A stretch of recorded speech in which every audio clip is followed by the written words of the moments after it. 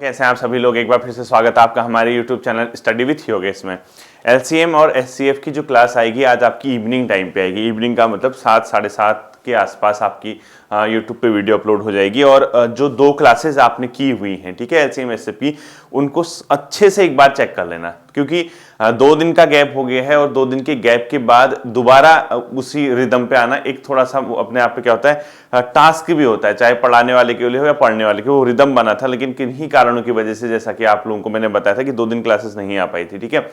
आज आपका topic prepared है, यानी टॉपिक बन चुका है, बट टाइम जब अभी जो मैं वीडियो अपलोड कर रहा हूं इतना टाइम नहीं है कि कुछ आवश्यक कार्य की वजह से कि वो कंप्लीट लगभग आधे घंटे से ऊपर की वीडियो है वो अपलोड हो पाए। अपलोड क्या मतलब उसको पढ़ाया जा सके, ठीक है। इसी दौरान कुछ डाउट्स आप लोगों के जो आते हैं सामने वो मैं क्लियर करना चाहता हूं, स्पेशली आपके दरोगा के एग्जाम को लेकर, ठीक है। सबसे पहला डाउट जो बच्चे पूछ रहे थे NOC का, ठीक है, क्योंकि कई बच्चे क्या है गवर्नमेंट सेक्टर में है और वो दरोगा का फॉर्म भरना चाह रहे हैं। वो ये कह रहे थे कि सर NOC हम किस हिसाब से NOC का नंबर डालें या क्या इसमें। मुझे लगता है कि आप, मुझे पता तो है नहीं कि पूछ क्या रहा है, NOC का नंबर पूछ रहा है, क्या पूछ रहा है, ठीक है। आप लोग क्या कीजिए, अप्लाई कर दीजिए, क्योंकि NOC आने में समय लगता है। जैसे कई डिपार्टमेंट तो ऐसे जहां जल्दी आ जाती है, बट बहुत से जो फील्ड के डिपार्टमेंट है वहां पे NOC आने में बहुत लंबा समय लगता है। क्यों? क्योंकि जो NOC प्रोवाइड करने वाली अथॉरिटी होती है वहां उस जो प्रॉपर चेन से वहां उनके पास जाएगा, देन आपको NOC मिलेगी। अब सबसे पहली चीज बता रहा हूं, NOC का मतलब क्या होता है, नॉन ऑब्जेक्शन सर्टिफिकेट, यानी आपके विभाग को कोई परेशानी नहीं है कि आप उसमें।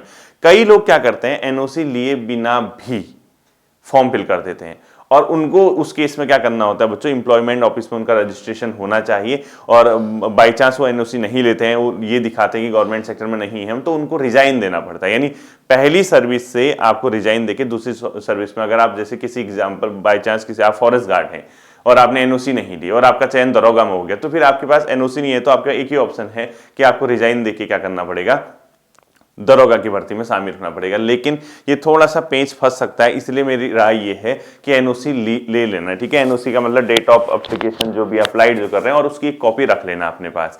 जैसे आप अप्लाई करते हैं, जहां रिसीव करवाते हैं, वो रिसीविंग जो अथॉरिटी होती है उनसे कॉपी लेना, ताकि आपके आयोग को ये पता चल जाए कि हाँ, फॉर्म फिल करने से पहले इसने NOC के लिए अप्लाई कर दिया था, बस और कुछ नहीं करना है।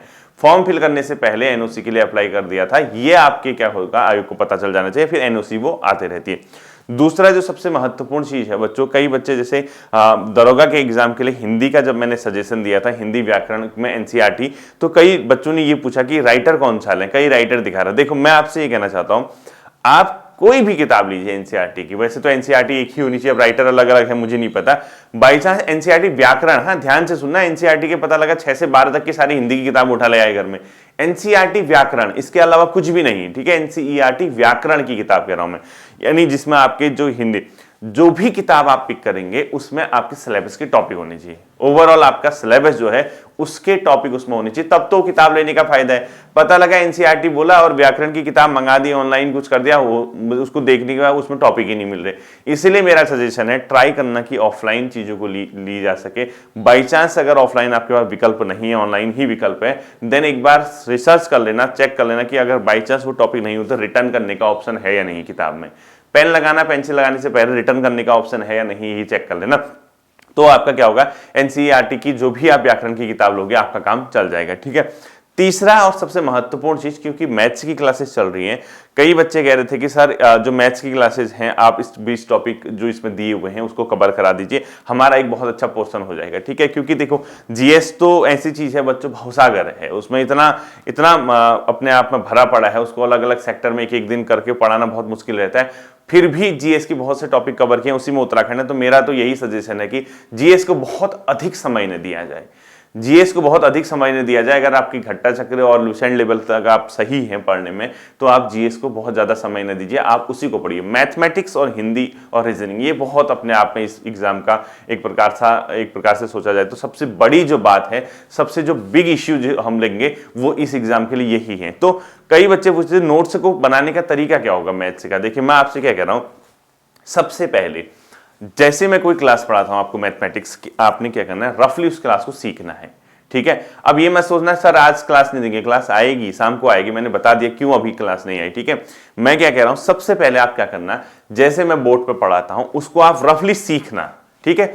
देन आप क्या करना, type 1, type 2, type 3, type 4, type 1 का क्वेश्चन ऐसे करना है, उसका एक एग्जांपल, टाइप 2 का क्वेश्चन ऐसे करना है, उसका एक एग्जांपल, एक से ज्यादा एग्जांपल नहीं, टाइप 3 का क्वेश्चन ऐसे करना है, उसका एक एग्जांपल, टाइप 4 का क्वेश्चन ऐसे करना है, उसका एक एग्जांपल। ये क्या होगा, ये आपका एक नोट्स तैयार करेगा। अब आप कहोगे सर आप मैथ्स रटा रहे हो, मैथ्स रटा नहीं रहा बच्चों, मैं आपको ये बता रहा हूं कि आपके दिमाग में एटलीस्ट ये रहना चाहिए ना कि एग्जामिनेशन हॉल में जब आप जाओगे तो मैथमेटिक्स के जो टॉपिक आप पढ़ रहे हैं उनसे किस किस लेवल का क्वेश्चन आएगा, आप एटलीस्ट घर पे कॉन्फिडेंट होकर जाएंगे कि भाई इतने टाइप के क्वेश्चन, जैसे हम लोग एचसीएफ पढ़ लें, एलसीएम पढ़ लें, हमने ये वाला टाइप देखा कि वह बड़ी से बड़ी संख्या निकाली या वह छोटी से छोटी संख्या निकाली, आपको पता चल गया छोटी से छोटी में एलसीएम निकालना है और बड़ी से बड़ी में एचसीएफ निकालना है।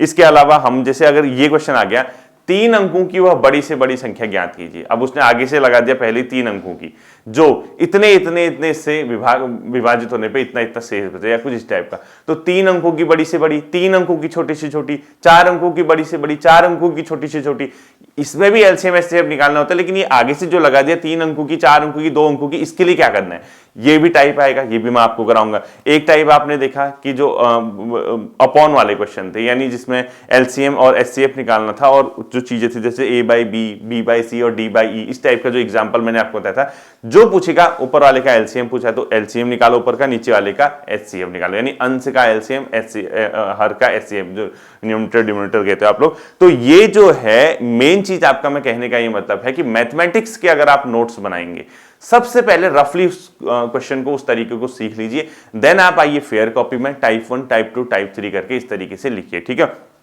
एक और चीज सर, विलोम और पर्यायवाची ने यहां नैया डुबाई थी पिछली बार ईओ के एग्जाम पे, कल किसी ने कमेंट लिखा था, वास्तव में सही है, क्योंकि अगर आप 100 नंबर की हिंदी देख रहे हो तो 5 से 6 नंबर आपके विलोम, 6-7 नंबर आपके पर्यायवाची भी आएंगे।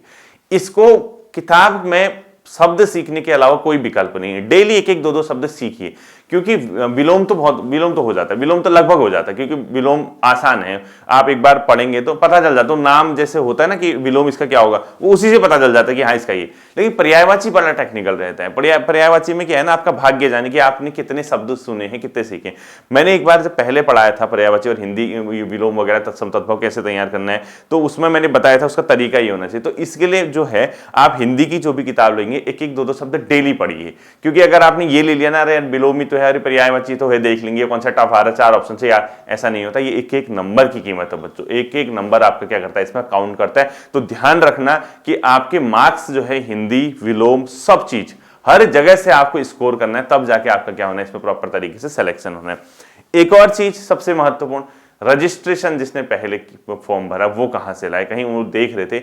अब फॉर्म भरने में अगर दिक्कत आ रही है, रजिस्ट्रेशन नंबर नहीं है, तो आयोग को संभवतः आपको मेल करके या आयोग से हेल्प लेके रिक्वेस्ट करके बोलना चाहिए। लेकिन अगर उसने ये लिखा है कि डॉक्यूमेंट वेरिफिकेशन में पुराना रजिस्ट्रेशन नंबर हम लेंगे या रजिस्ट्रेशन फॉर्म देंगे, तो फिर कहीं ना कहीं अपने आप में एक प्रकार से परेशानी का सबब हो सकता है। लेकिन आयोग, क्योंकि आयोग ने अगर ये फॉर्म फिल करवा रखा है, किसने कराया था, लोक सेवा आयोग ने, अधीनस्थ सेवा चयन आयोग ने, जिसने भी कराया था, वहां से आपको इसकी हेल्प मिल सकती है बच्चों। वो लोग में भी आपको रजिस्ट्रेशन फॉर्म प्रोवाइड करा दें, जिसने पहले फॉर्म भरा था। हो सकता है कि अगर आप लोग रिक्वेस्ट करेंगे तो वो लिंक को ओपन करके अपना रजिस्ट्रेशन फॉर्म डाउनलोड करवाने का कुछ इस तरीके का कोई विकल्प रखें।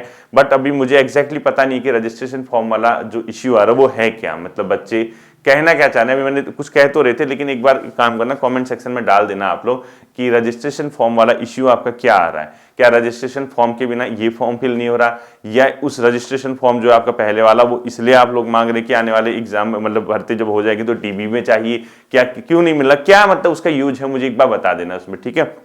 बाकी बच्चों लगे रहिए, निरंतरता आपने दिखानी है, प्रयास आपने जो है इतने करने हैं कि आपको जो किसी भी केस में आपको इस एग्जाम में सिलेक्शन लेना है, मेहनत का कोई तोड़े नहीं है बच्चों। मेहनत कीजिए, आगे बढ़िए और आप लोग डटे रहिए। बिल्कुल ये सोचना है कि दरोगा का एग्जाम तो निकालना ही निकालना है, कुछ भी हो जाए इस एसआई भर्ती में आपका नाम होना ही चाहिए। अब आपको कि सर इतने लोग देख रहे हैं, इतने का कैसे होगा, जिसका होगा आपका हो जाएगा ना, आप जो सोच रहे हैं आपका हो जाएगा, बस हो गया। बाकी का नहीं सोचना कि किसका होगा, नहीं किसका नहीं होगा, जो सुन रहा है उसका हो जाएगा। अब क्योंकि कॉम्पिटेटिव एग्जाम है, खुली भर्ती है, तो ओपन जब भर्तियां होती हैं तो उसमें ऐसा ही होता है बच्चों, जो सर्वश्रेष्ठ प्रदर्शन करेगा और उसी को सर्वश्रेष्ठ मिलता भी, ये तो शाश्वत सत्य है। तो ये जो मेन चीजें मैंने आपको बताई, बाकी किताबों की जो लिस्ट है यानी बुक जो सिलेक्शन है मैं आपको पहले बता चुका हूं, और किताब किस किस तरीके से पढ़ना है सारा टाइम टेबल इस दरोगा भर्ती के फोल्डर में है, इसके एग्जाम के रिगार्डिंग। इन चीजों को आप लोगों ने तय करना है और बहुत बेहतर तरीके से आपने कोशिश करनी है कि हम लोग आगे बढ़ के इस एग्जाम में सिलेक्शन लें, ठीक है। एलसीएम SCF की जो क्लासेस के क्वेश्चन हैं वो आपको इवनिंग में मिल जाएंगे, अच्छे से उसको तैयार कर लेना। फिर मिलता है अगले सेशन पे, अपना ध्यान रखिएगा। Thank you.